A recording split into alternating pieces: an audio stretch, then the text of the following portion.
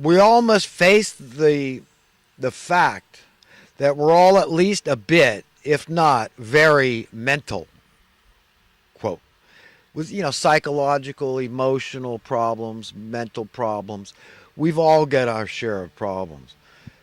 So, and considering our so-called reality has been shaped by a giant gaggle of miscreants, murderers and psychopathic money masters of misery, it should be no wonder why we've all got issues. We live in an unreality from birth. None of us know true reality unless we turn to God for advice, for information, for wisdom, knowledge, empowerment, and be willing to really step up to the plate and say, that's true. This is dramatically different, this so-called reality, from what God would have for all of us. We'd be born free. We wouldn't be enslaved to these evil human money masters of misery.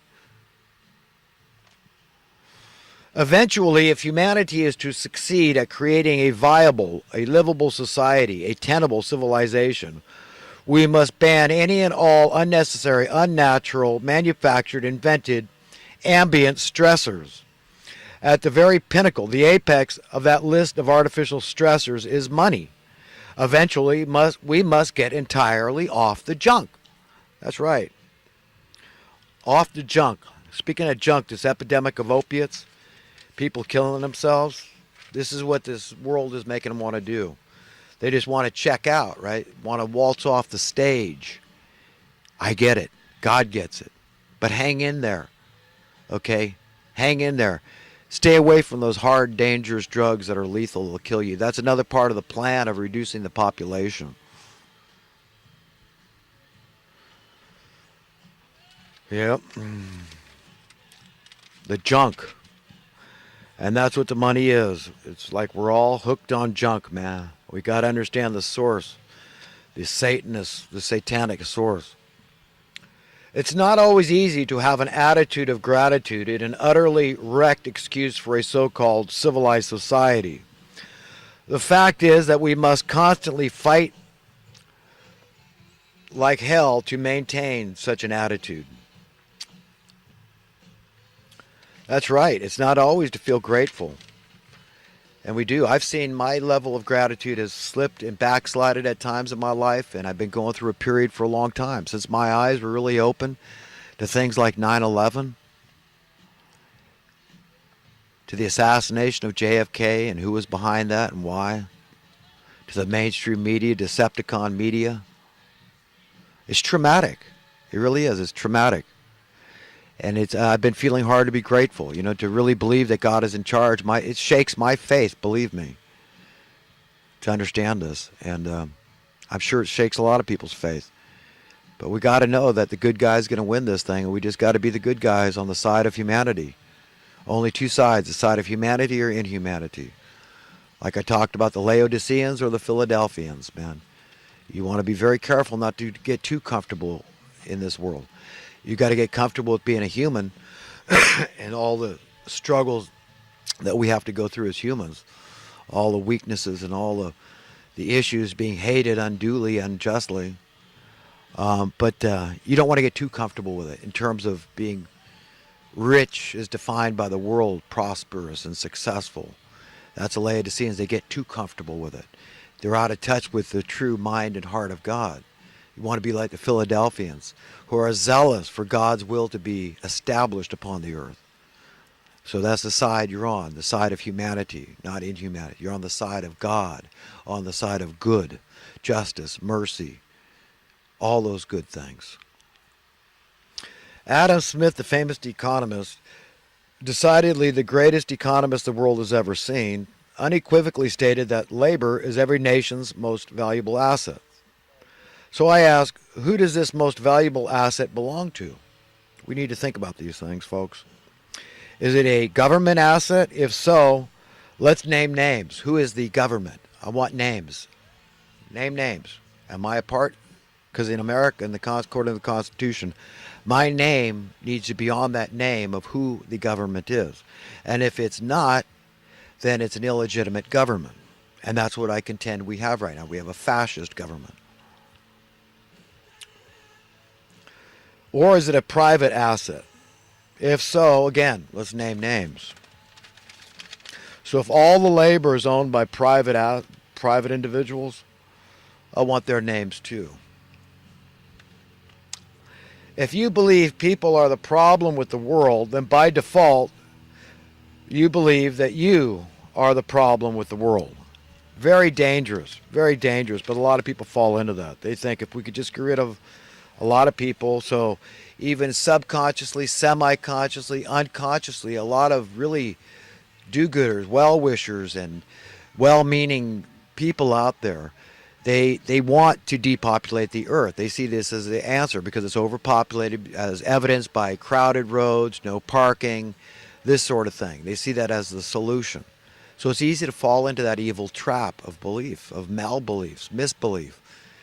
And I just want to warn everybody, you know, how easy it is to fall into that and what a danger, what a trap it is. It determines where you go from here. It's like your salvation, where your soul goes. Being a nice guy is much like being a nice driver. It's not always a simple task to have equally great regard for the drivers in front, behind, and on the sides of ourselves. As such, the most we can sometimes do is our honest best and let the chips fall where they may. Yeah, no matter what you try to do in life, you try to be considerate of everybody. It's not always easy. And driving is a good analogy, a good metaphor for that. And how you drive and how your mind works. Watch your mind. Okay, like that Eastern philosophy of with the mind, observe the mind. You've got a higher mind and you got your lower mind. You know, your small-minded, carnal self is thinking one way, filled with ego, vanity, false pride, all this crappy nonsense. And then your higher mind says, take the high road. And you try to do that with everybody. And in driving, if you try to do that with everybody, you realize it's a sticky wicket. You know, it's a skill you got to kind of learn. You got to train yourself to be that really nice driver, not to some of the people, but to everybody. So everybody likes you out there. It's tricky. It's tricky, if you know what I mean. I'm going to let this guy in ahead of me. Hey, let this guy. What are the guys behind you thinking? Hey, you got the right of way, buddy. You're making us wait, and you're offending my right of way. Do you understand? It's not always cut and dry and easy to do this thing that I'm talking about here. So consider the implications of what I'm talking about. If we're serious and honest about striving to become better human beings, then we become slower to anger and quicker to forgive. We could become more like God, essentially. Good news, we need not be particularly intellectual to be honest, accurately informed, and wise. Nope.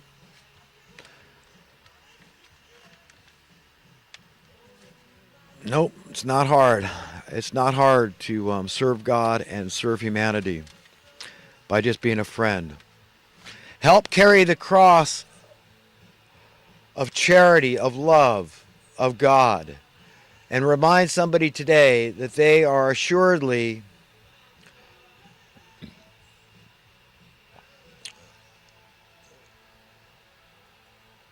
known, loved, and understood vastly more than any mere human being could ever know, love, and understand them, including themselves.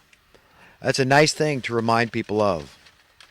It feels good to let people know that they are the precious treasure God is after, and that there is nobody that is more beloved than them.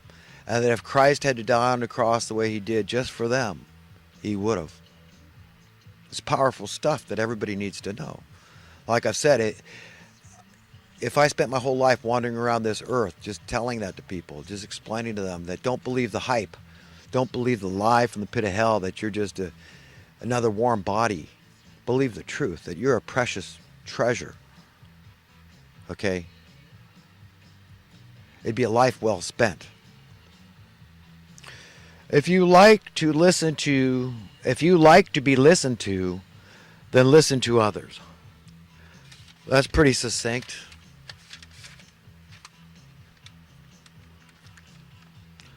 We are all called upon to extend an attitude, a spirit of forgiveness, even to those who haven't yet acknowledged their need to be forgiven. That's right. That's the Spirit of God. It's held out there. Even though people haven't acknowledged their need to be forgiven, we've got to still be there for people, to forgive them, okay, knowing that they're going to be. When they're in their right mind, if we can win them over, that they will admit and confess their need for forgiveness. We all need it. The greatest driver of inflation is inflation. It thrives on its own vile waste and forces us to feed it. But like a snake eating its own tail and strangling everything that it ensconces, okay, it can't work. It won't work. It's doomed to destruction. That's it, man. Thriving on its own vile waste and forcing us to feed it. Yep, that's it. That's how this tax on our very existence works. That the moneyed masters of misery levy upon us all. God, they make me sick to my stomach. God help their pitiful souls. Father, I'm addressing this thought to the Father, to God Almighty. Father, often it's very hard to live this life as a human. And I'm just so glad that at least you understand everything that's going on, large issues and small issues, and that you can help me to understand. And he can help all of us to understand. Because it's tough, man. We're living in a very difficult time in history. All the division that's been manufactured in this land, it's a very serious time. Very serious. So not only are they trying to nullify any good that Trump might do in getting the establishment changed and working for the common man, they don't want that to work. They want to throw a wrench in the work of that. But they just want to take over and permanently shut off any dissenting voices. If they had their way, there's a lot of people that would just kill them all. Okay, that's a lot of people, and they do it under the guise of liberalism, and true liberals must absolutely abhor those kind of people. Okay, because they are evil. By their fruits, you'll know them. And they're on the highway to hell, and they need to be warned. We've all got to help each other. If I could possess one superpower, it would be the power to remove all undue